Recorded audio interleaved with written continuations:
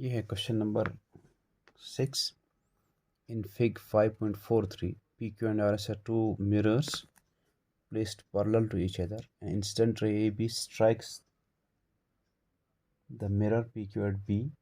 The reflected ray moves along the path BC and strikes the mirror RS at C and again reflects back along CD so that AB is parallel to CD. आधा ही लिखा है मैंने question. ये असल में दो mirrors ऐसे रखे हैं, क्वेश्चन बुक पर लिखा हुआ है, दो मिरर्स ऐसे रखे हुए हैं,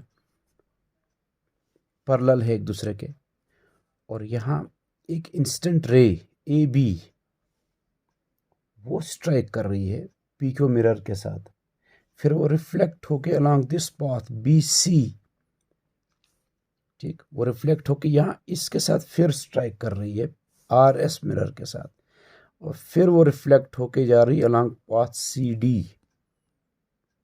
ठीक है, ये दो मिरर है, पी क्यू आर एस दो मिरर्स है, ए बी एक इंस्टेंट रे है और बी सी रिफ्लेक्टेड रे है, फिर दूसरे मिरर के लिए बी सी इंसिडेंट रे है और ये सी डी रिफ्लेक्टेड रे है। इस तरह का क्वेश्चन है। तो हमें क्या करना है, हमें ये प्रूव करना है कि ये जो ए बी है, ए बी जो इंस्टेंट रे है पी क्यू के लिए, ए बी वो हमें प्रूव करना है पैरेलल है सी डी रिफ्लेक्टेड रे हैं आर एस मिरर के लिए। ये हमें प्रूव करना है कि ये दो पैरेलल है।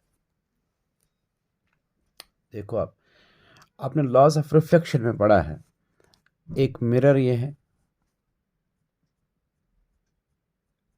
इस मिरर में एक रे इसको ऐसे स्ट्राइक कर रही है, फिर वो यहां से रिफ्लेक्ट होके जा रही है।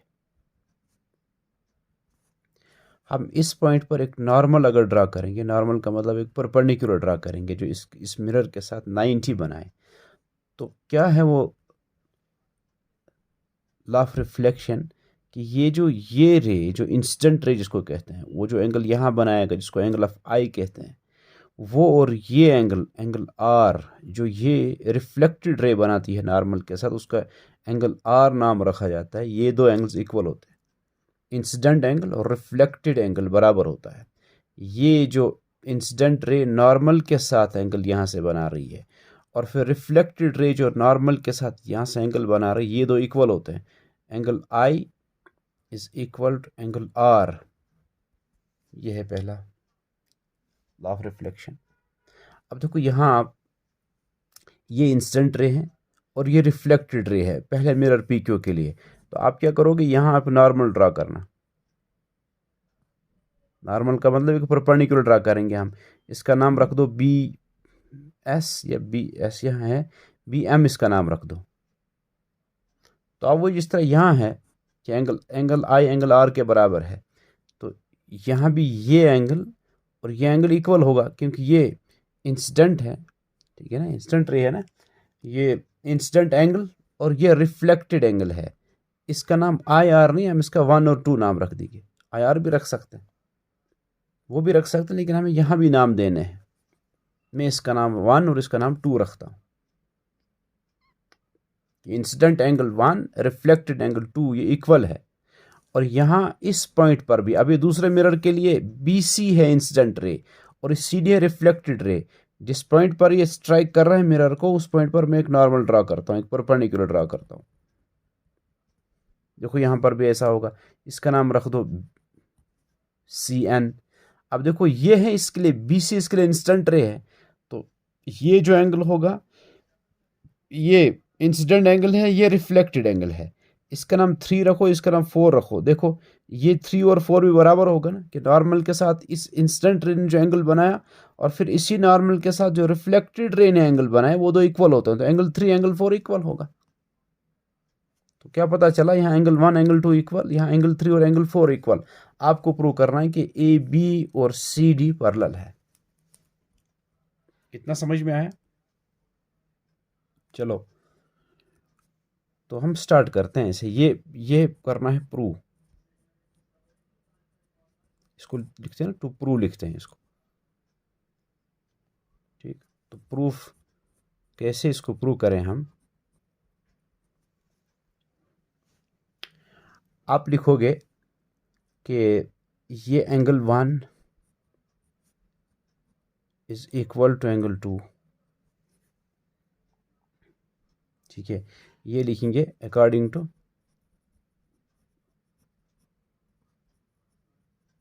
Laws of reflection. Laws of reflection कह रहे हैं एंगल 1 एंगल 2 के बराबर है, इसलिए कि हमने नॉर्मल ड्रा किया तो ये एंगल और ये एंगल इक्वल होगा। ये एक। दूसरा आप लिखोगे सिमिलरली यहाँ पर इस पॉइंट सी पर एंगल 3 और एंगल 4 भी इक्वल होंगे। अच्छा देखो, एंगल 1 एंगल 2 के बराबर है, एंगल 3 एंगल 4 के बराबर है।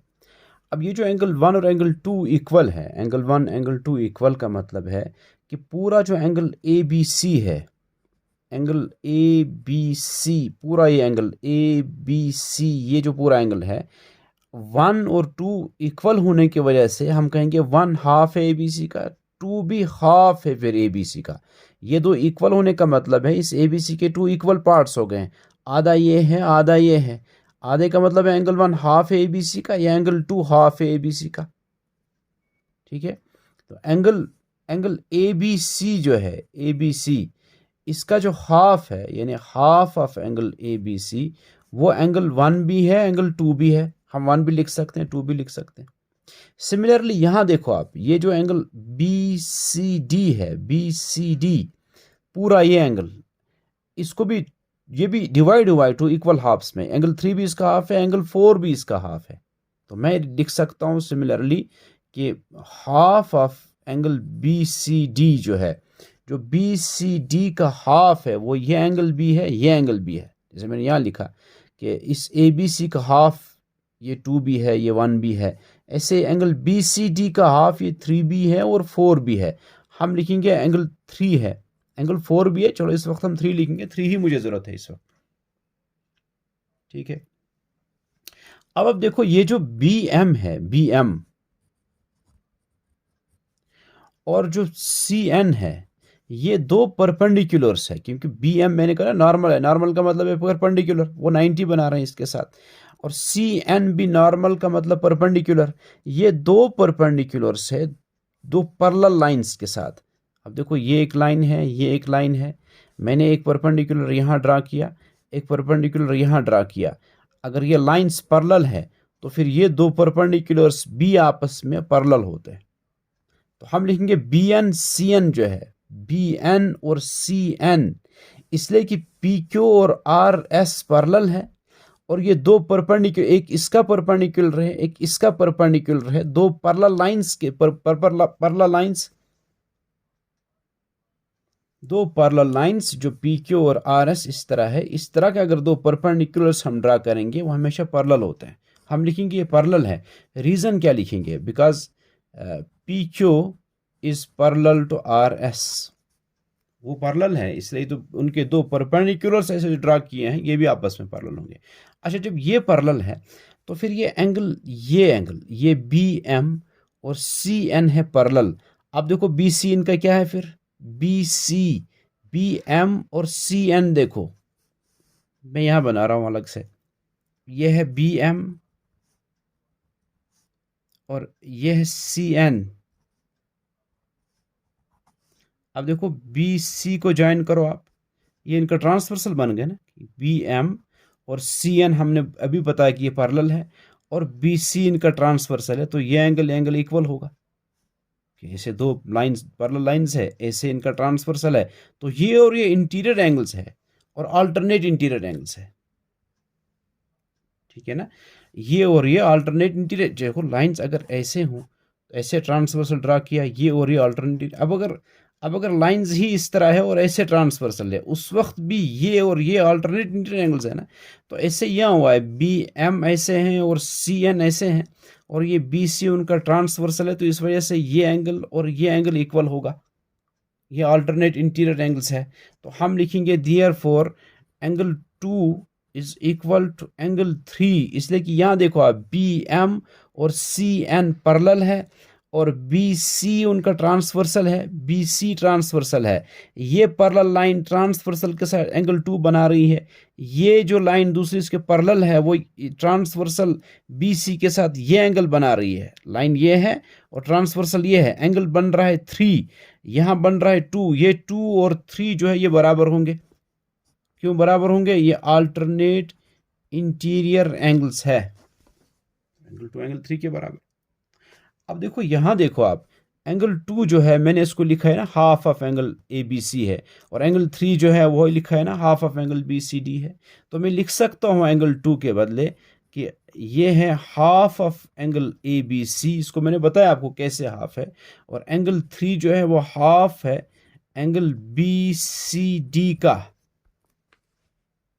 देखो हाफ हाफ कैंसिल हो जाएगा। कैसे कैंसिल? आप हाफ को ट्रांसपोज कर दो, ये इंटू है हम डिवाइड हो जाएगा, कैंसिल हो जाएगा। तो आपको सिर्फ जो बचेगा यहाँ कि angle ABC is equal to angle BCD। देखो आप, angle ABC is equal to angle BCD का मतलब ये पूरा एंगल, ये पूरा एंगल है ABC is equal to BCD, ये पूरा एंगल है। ये दो इक्वल है।